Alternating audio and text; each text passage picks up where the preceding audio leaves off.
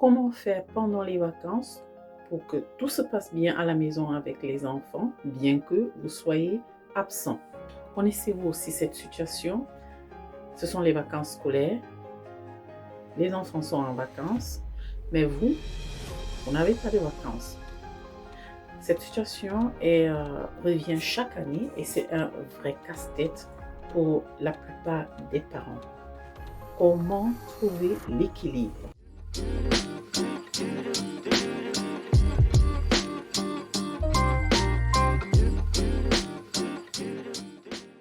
Salut, moi c'est Balkis Sandanga, bienvenue au Labo des élèves.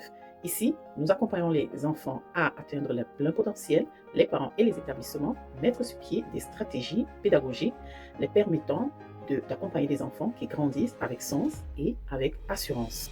Qu'on soit travailleur indépendant, qu'on soit salarié, qu'on soit commerçante, la réalité chez nous est que bien souvent, on n'a pas les vacances du tout, ou bien on ne les a pas au même moment avec les enfants. Aujourd'hui, nous vous partageons dans cette capsule éducation la notion du troisième éducateur. Le premier éducateur de votre enfant, c'est vous. Le deuxième, c'est l'institution, c'est-à-dire l'enseignant ou l'éducateur hors de votre maison. Et le troisième éducateur, c'est l'environnement dans lequel l'enfant évolue. Pendant que vous n'êtes pas là, voici une chose précieuse que vous pouvez faire pour le bien-être de vos enfants, pour leur épanouissement, pour que l'apprentissage continue et pour que les risques d'accidents dus à l'oisiveté des enfants soient limités. Prenez le temps de créer toujours un espace dans votre maison facilitant le jeu de l'enfant. Ceci peut être traduit par une chambre aménagée au stade de développement de l'enfant avec du matériel correspondant à ce stade ou bien par un coin. Ce n'est pas dans toutes les familles que les enfants ont la possibilité d'avoir une chambre à eux, mais que vous vivez dans un palais, dans une maison, dans un appartement, dans un studio, dans une chambre, il est possible de mettre cette astuce en vigueur. Créez toujours un coin propre à l'enfant.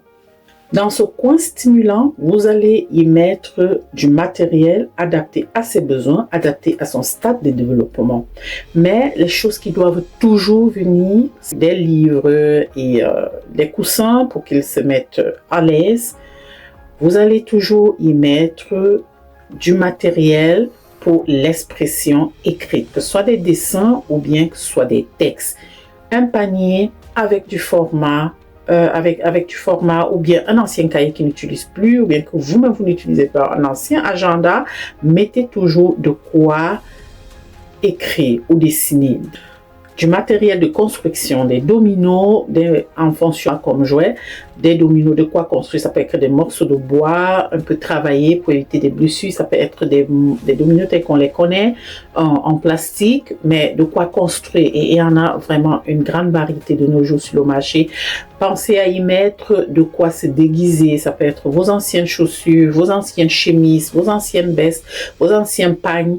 Mettez tout ça dans un panier bien trié et à disposition de l'enfant, à la hauteur des yeux de l'enfant. Évitez surtout de déposer les jouets des enfants hors de portée des enfants. Je me souviens quand j'avais, 8 ans, j'ai fait tomber une armoire, mais carrément fait tomber une armoire parce que je voulais prendre une poupée que ma mère avait accrochée très haut. Heureusement, l'armoire n'est pas tombée sur moi, mais ça aurait pu être le cas. Ça, ce sont vraiment des choses à éviter de manière courante, mais surtout quand vous n'êtes pas là, parce que cet enfant ira chercher ça et il se mettra en danger.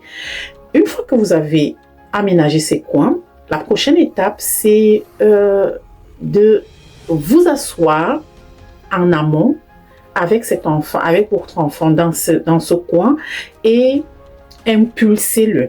Jouez avec lui dans ce coin. 10 minutes, c'est largement suffisant pour l'orienter, pour susciter son intérêt. Et après vous, la probabilité que votre enfant relance ce jeu sera assez grande. Et ainsi, vous aurez, en votre absence, vous aurez, entre guillemets, du contrôle sur ce que votre enfant fait. En plus de cela, étant donné que le matériel a été bien trié, a été bien mis à vue, il sera plus facile pour votre enfant de le ranger après.